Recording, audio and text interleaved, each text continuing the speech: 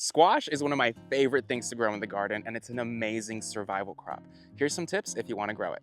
When it comes to actually planting your squash, squash is not a frost-hardy plant, so you want to set it out only after your last risk of frost has passed, in a spot that gets full sun, and make sure you direct sow it. They need a lot of sunlight and they do not transplant well. They want to grow where they're planted. Make sure you are aware what kind of squash you are planting, whether it's a bushing or vining variety. Both varieties are going to need a lot of room, but especially vining varieties. When I say squash needs a lot of room, I am so serious. They can get enormous.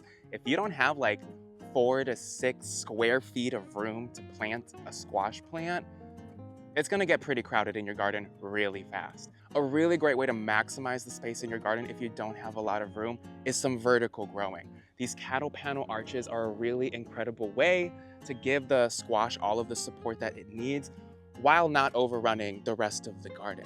Plus, it is so beautiful when it's fully grown in, and it'll be a lot easier to manage your plant with it growing vertically like this. This is definitely great for vining varieties, but I feel like bushing varieties would really appreciate some form of support too. Now, the vining varieties set out these little feelers here that do a pretty good job of looking for things to latch onto, but honestly, squash plants aren't necessarily the brightest of plants. Sometimes they just start sprawling all over the place with no control, so it never hurts to give them a little guidance. Luckily, they are actually very malleable and easy to move around. Now, I am handling this pretty gently, but if you are going to work with your squash, I do recommend wearing gloves because they're a bit prickly and they can give you a rash. Squash plants are thirsty and hungry plants. When it comes to watering your plants, I recommend watering directly into the roots. They don't really like a lot of moisture building up on the leaves, and they're very susceptible to powdery mildew. So to avoid that, make sure you get in and water them consistently right to the root system.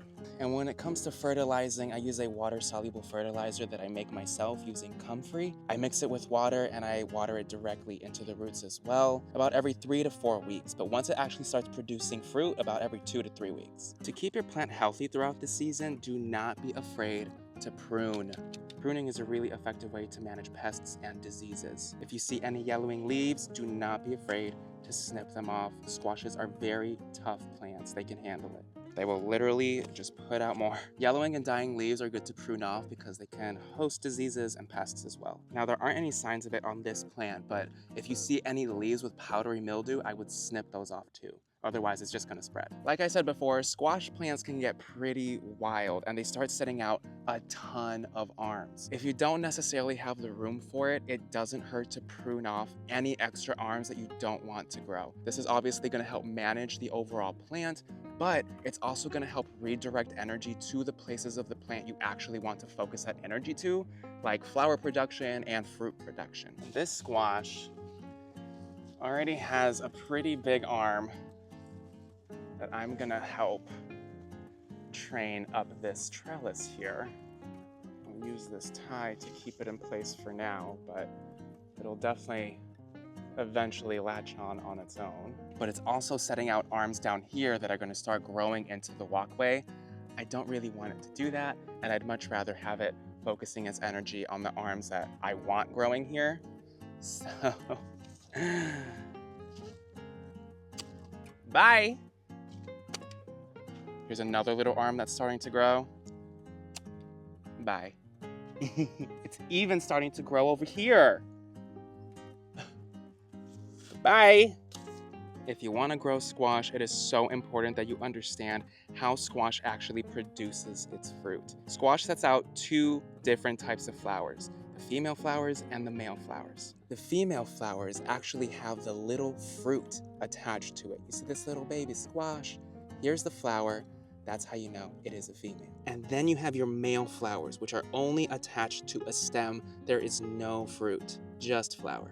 To actually pollinate this fruit, you need a male and a female flower open at the same time. Now, it's very common that during the early stages of your plant's development, it's gonna set out either a bunch of male flowers or a bunch of female flowers, usually one or the other. As time progresses, it will naturally start putting out both male and female flowers. A few good ways to make sure that you have both male and female flowers: Obviously, plant multiple plants of the same squash, not a different variety of squash. It'll still produce that fruit, but the seeds that you get might be a cross between the two squashes. If you want to save seeds, make sure it is the same squash that is pollinating this fruit. If you don't necessarily have that much time in your growing season, or you're just impatient, some things you can do to help invigorate or stimulate it to put out different types of flowers is fertilize your plant, give it some more nutrients, especially something a little heavier in potassium. That helps with overall flower production. Or two, you could actually prune off the other flowers. Like for example, this plant is setting out a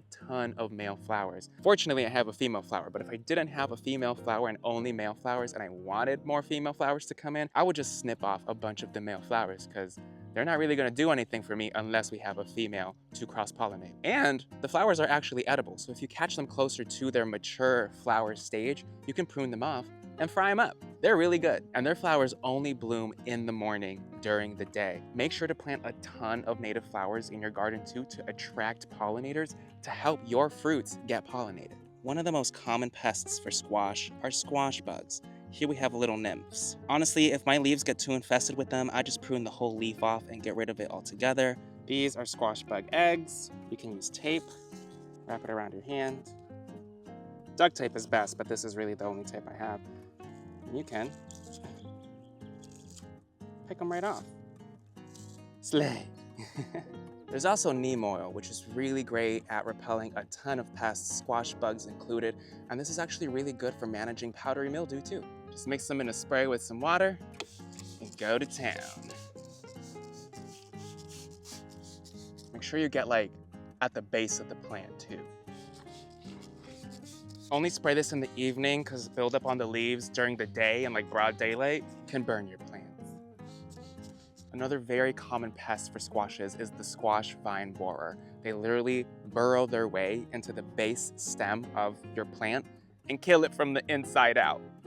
It's savage. There's one thing I've done in my garden to help manage them all together. I plant a variety of squash that is naturally resistant to the squash vine borer. In the realm of squashes, there are a few different families, and there's one family that is naturally very resistant to the vine borer, the squashes in the Moschata family. Earlier in my gardening career, I would plant all different kinds of squashes, and a lot of them would perish. And in the beginning, I didn't really realize why. 2 years ago, I did a little experiment and I only planted squashes from the Moschata family in my garden. Lo and behold, they all survived the gardening season. We didn't lose any squashes to the vine borer. So I've been planting Moschata squashes ever since. Sadly, that does eliminate a lot of different varieties of squashes from your garden, zucchinis being one of them. It's tragic, but you make do. I'd much rather grow productive and resistant plants in my garden than have to deal with a bunch of dying plants. Usually on the back of the seed packet, it's going to tell you what family of squash that particular variety is in. There you have it. Those are some of my tips for growing an abundance of squash in your garden. I hope this gave you the confidence to get out there and plant some. If you have any more questions, please drop them in the comments below. If you enjoyed this video or learned something from this video, drop an abundance down in the comments too. Thank you all for watching. I'll see you soon.